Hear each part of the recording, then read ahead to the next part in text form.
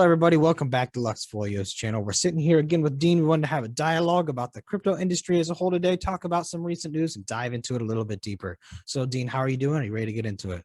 Ready to get into it. All right. So as everyone knows, China's kind of shut down a lot of their Bitcoin mining operations. They're getting a little bit more stringent, and you're seeing people leaving China for other places for Bitcoin mining. You're seeing GPUs flooding the market, and you're even seeing Kazakhstan climbing up in global share of Bitcoin mining up to third place, which is really interesting. So, Dean, do you have anything you want to add about that? Well, I think, I think that, the idea that there's hundreds of thousands of miners out there looking for a home and a place to plug in sort of really underscores, our strategy of being sort of vertically integrated by, having access to machines and then immediately going out and, scouring North America for a real solid acquisition that we could make in the power space infrastructure.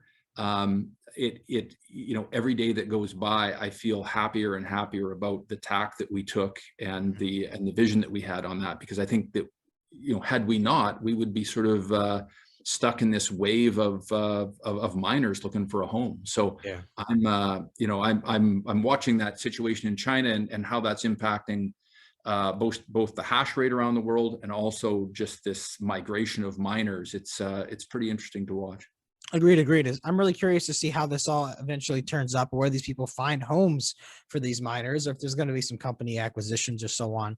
I'm just curious to see what happens, and maybe even the GPU price overall might actually come down a little bit, at least for a while. Yeah. And another thing that I wanted to talk about that's interesting is you're actually seeing a nuclear powered crypto mining station setting up in Pennsylvania with a combination of Talon Energy and their subsidiary crypto company Cumulus Coin.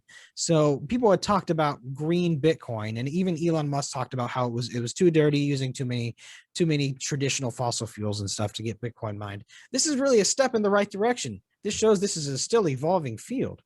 There's no question that, everybody that's in the crypto mining space is it's essential that they get greener. And it's not because governments are holding their feet to the fire or all of the initiatives that are going on. It's not because of a carbon credit thing or any government program. It is because it's the best way to do it. And, when you appeal to entrepreneurs' ability to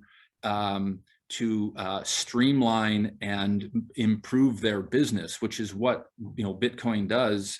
When it comes to whether it be nuclear now or solar or wind or any of that type of stuff, yeah. There's a baked-in reason why Bitcoin miners are going to invest and in renewable energy, and why renewable energy wants to be associated with Bitcoin. It's a wonderful marriage, and I'm not the least bit surprised that we're seeing nuclear now become part of that equation.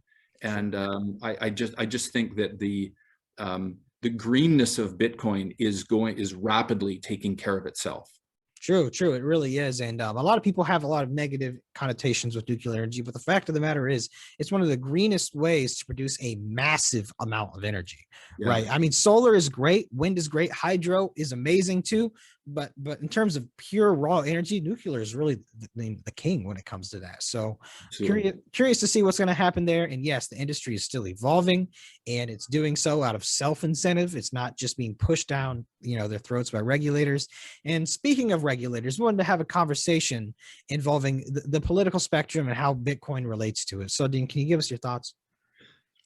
I think interesting, because I think that there's a lot of politicians that are out there on both sides of the aisle that are sort of saying what they think people want to hear, and it's remarkably uninformed. And I think whether you're listening to people on the left or people on the right, they're blaming each other. They're sort of saying, oh well, old Sleepy Joe's doing this, or the other guys were doing that. Yeah. And I think that it's easy because that's the system that we've grown up in. These guys are, missing an opportunity, or they're not doing it right, or they're this or they're that. The reality is that you can change the players, but technology has changed this game. And I think that whether you're, when you look at central banks around the world, they're all sort of scratching their head going, geez, we're we're printing money, where interest rates are at zero, we're doing all of the things that the only things we know how to do. The reality is that the technology has changed the game, and they haven't accounted for it. Sure. So I think that, whether you listen to Elizabeth Warren or, some of the things that she says, cryptocurrencies solve a lot of the problems that she's talking about, for equality and all those types of things. And it surprises me. I'm quite certain that there's enough smart people around her that are telling her what the real deal is, but she's waiting politically for society to kind of catch up before she's, she gets on. I use her as an example. I just happened to, hear her say some things. Yeah.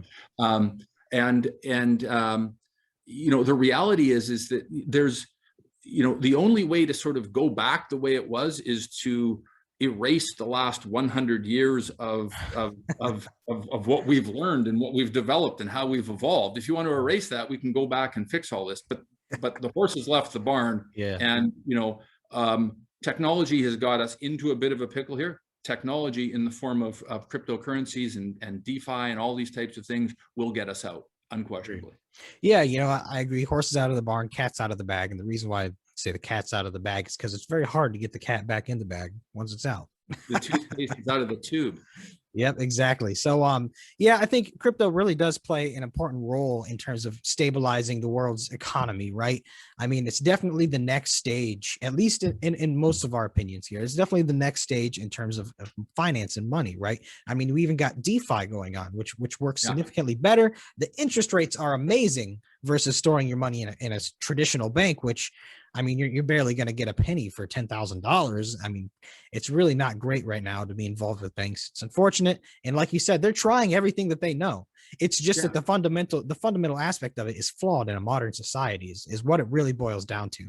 So they need to adapt to this. Exactly. Yeah. The idea that, and I tend to agree with people when they say, raising the minimum wage is not, doesn't fix anything, because it just sort of adds to the inflation and all that sort of stuff. But if you give people, a currency, or maybe not even, but an asset where they, where they can actually prosper, as opposed to, where we're at with fiat currencies right now are really stealing people's time, right? Because, the symptom of this disease is we've got, hundreds of thousands, millions of people are working 40 hours a week. They're not lazy. They just can't prosper. And that's not sustainable. Something has to be fixed. And I don't think that is government, a politician on the left or the right can fix it in the confines of the system we currently find ourselves in. And I think that what gives me a lot of hope and why I'm in this business is because I believe that Luxfolio, along with a lot of the other companies that are working on this, are going to contribute to a real meaningful solution that's going to push society forward. Agreed. Yeah, it's definitely needs to become more of a bipartisan thing, and people need to stop. It's very easy to draw yourself along basic political lines, but at the end of the day, technology and what we developed here with cryptocurrency is something that we all need to look at, remove the games from it, and just take it in as a completely neutral party. Explore it yourself, do your own research, and come to your own conclusions. And you'll see it's not as bad as a lot of people say it is. No, it's not. It's not. And I mean, people that have bad things to say about it, are just reading a headline.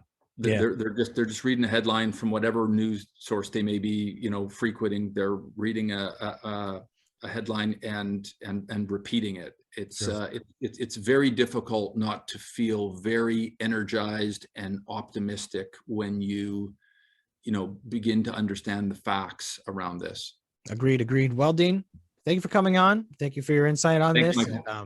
No problem. If anyone has any questions, send them over. If there's any specific things about crypto you want us to dive into, we'll dive into that too. No problemo. Dean, have a wonderful day.